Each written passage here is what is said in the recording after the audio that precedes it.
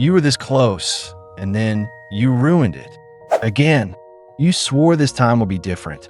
But right at the edge of breakthrough, something took over.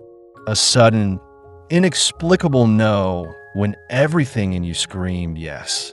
There's a story as old as humanity itself.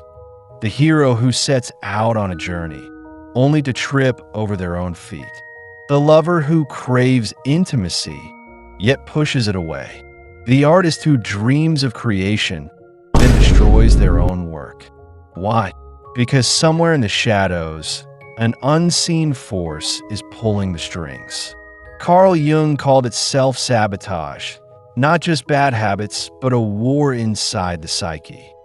Self-sabotage isn't a mistake, it's a strategy, a twisted survival mechanism. Jung saw it as the psyche's attempt to correct an imbalance. You want success, but part of you fears it. You desire love, but another part believes you don't deserve it. This isn't rational, it's mythological. Like Odysseus's crew opening the bag of winds. They think they're helping, but they're blowing themselves off course. The shadow isn't evil, it's what you've exiled. Behind every act of self-destruction, there's an old wound whispering. This is how the world taught me I mattered. The boy punished for crying becomes the man who torpedoes love. The girl ridiculed for her big dreams learns to puncture her own ambitions. Why? Because what you deny doesn't vanish. It goes underground. We don't outgrow these moments. We ritualize them until you kneel in the ashes of that old story or grieve that child. It will keep rerunning the show. In fairy tales, this is the beast that must be faced, not slain. Jung's challenge is to turn the shadow from an enemy into a reluctant ally. Individuation is Jung's term for becoming whole. Not perfect, but complete. Self-sabotage is its dark twin, a counterfeit wholeness. It's easier to play the victim than to face your potential.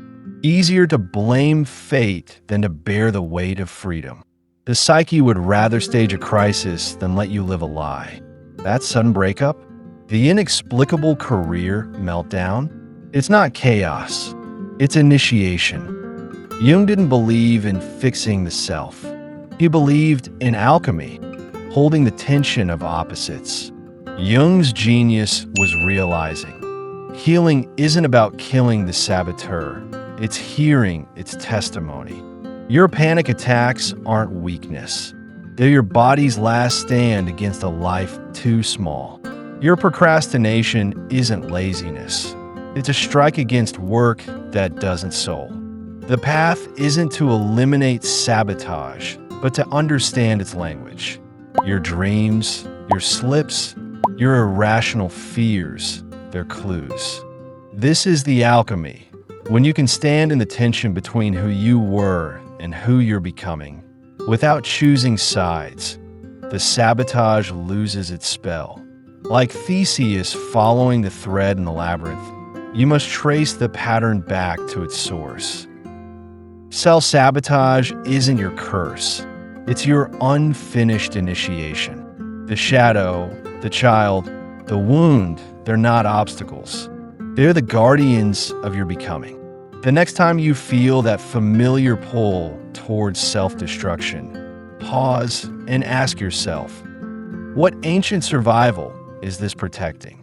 The answer won't be in theories. It'll be in the trembling hands you hide, the jokes that aren't funny, the dream where you're always late. The question isn't, how do I stop sabotaging myself? It's, what is this sabotage trying to save me from? Listen, then, like every hero who ever stepped into the dark, you'll find the way forward begins with turning around. Sabotage was never your curse. It was your psyche's crude map to where you need to go. Stop fighting it. Follow it.